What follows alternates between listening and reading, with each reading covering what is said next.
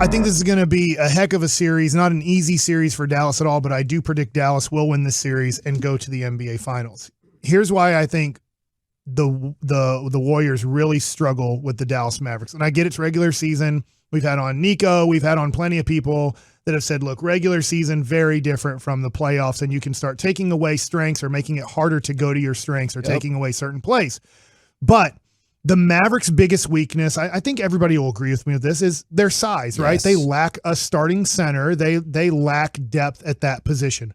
Well, so does Golden State. Yes, they do. Kevon Looney did get 22 boards in the playoffs a few games ago, and that was very impressive. But they would rather play, when you think about their last 5 minutes or so of a basketball game, pretty much their best five guys are Draymond Green. Yes, he plays the point on offense, but he plays the center on defense somewhat. And then they go with Steph Curry, Klay Thompson, Wiggins, and most likely, most of the time, Poole.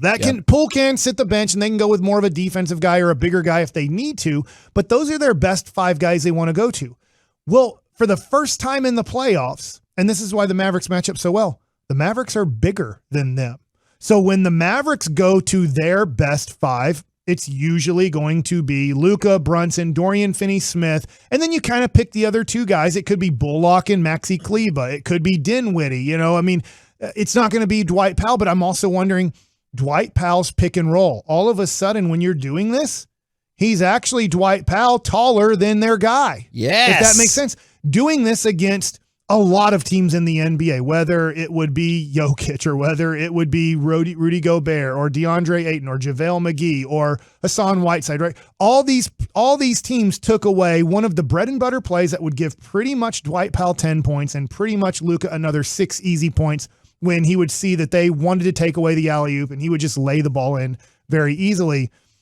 So that's number one on where I look at. The Mavericks are actually bigger for the first time in the playoffs, are bigger and will probably be, I don't know, but I think they'll be the better rebounding team in this series, which they haven't been in the playoffs yet. Yeah. Okay. Second, I do think the Mavs, now Phoenix would present this too, but I think the Mavs, because of Dorian Finney-Smith, because of Reggie Bullock, I do think that they present issues for Steph Curry. I'm not saying that Steph Curry's going to be shut down at all. Steph Curry's still going to get his, and hopefully he has some off shooting nights.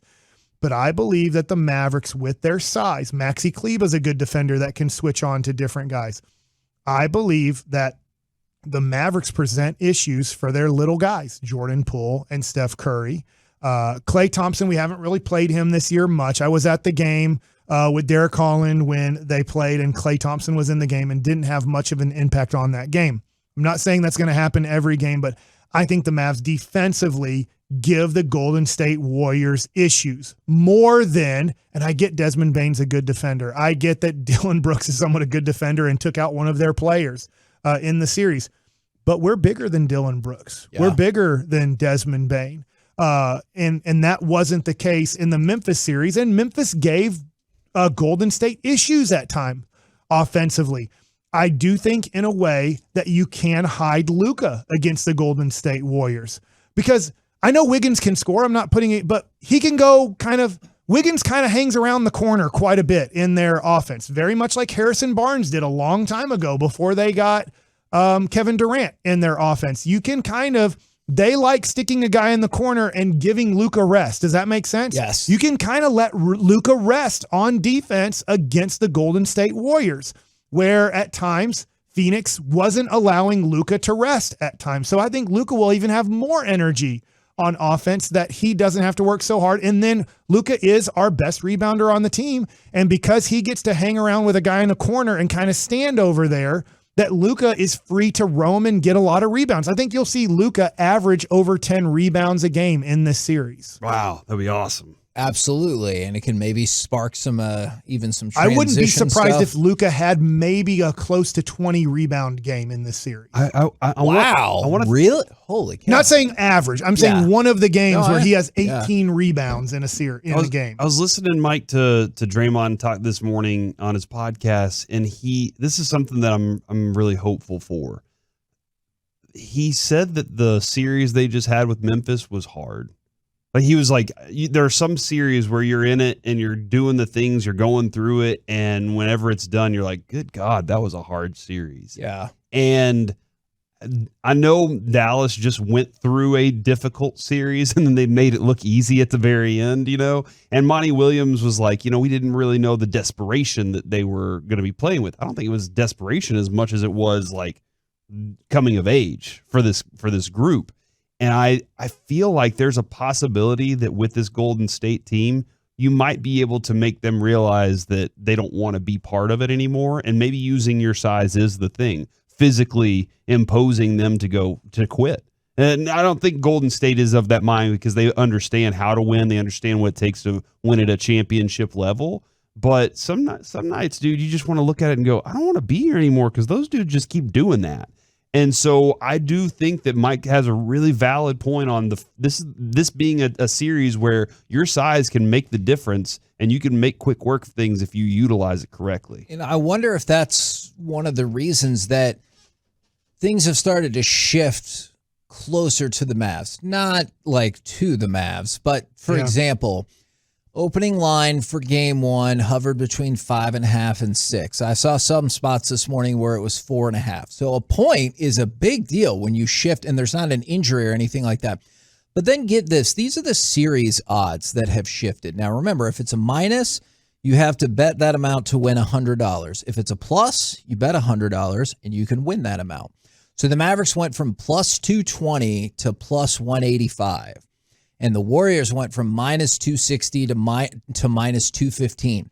So the Warriors have gone from about a 2.5 to 1 favorite to a 2 to 1 favorite. That's not nothing. Like, you have seen things shift because money has been coming in on the Mavs. That's not to say so they're definitely going to win, but that just shows you that people saw good value in the Mavericks, whereas people didn't see jack for value against the Suns nationally. I know you talked about good value there. And now, another reason that I think the Mavs are going to win this series, and as I'm clicking on game logs for Luka Doncic, his career high, he had 17 rebounds in the bubble against the Clippers in one of the playoff games. So I do think he'll set a new career high, getting 18 to 20 rebounds in a game. Not average. I think he's going to be right around 10 to 12 boards every game. I think getting double-doubles in this series will be a lot easier than some other series that he's played in because of he will be a lot of times the biggest guy on the basketball court. There's no Rudy Gobert. There's no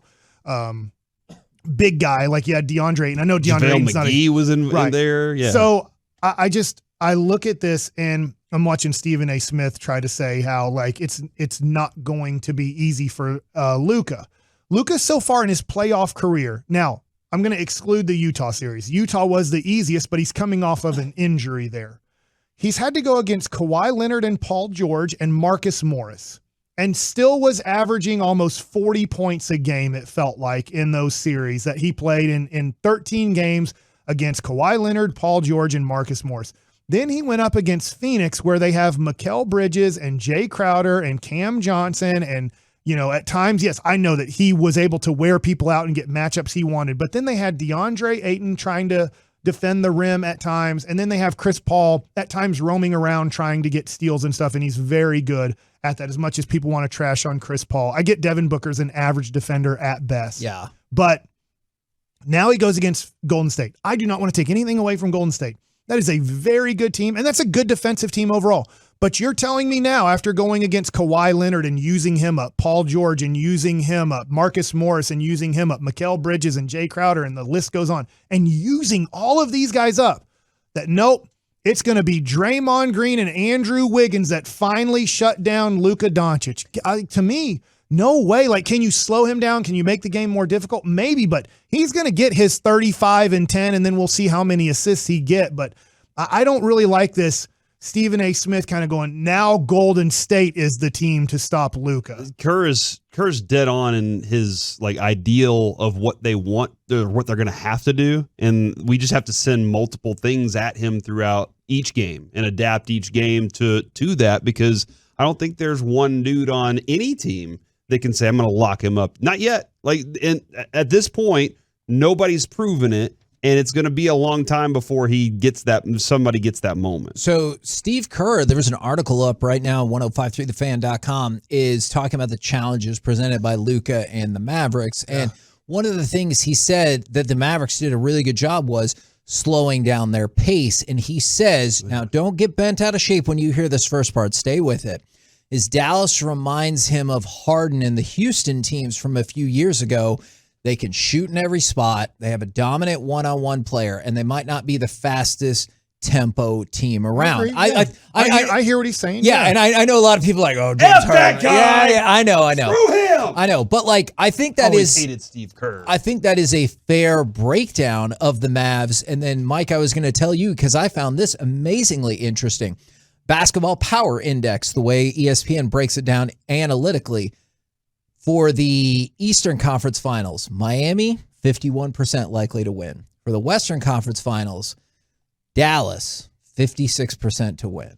Wow. So I had no clue. If you told me Golden State 56%, I'd been like, great, I accept. But yeah, they've got Dallas as 56% to win.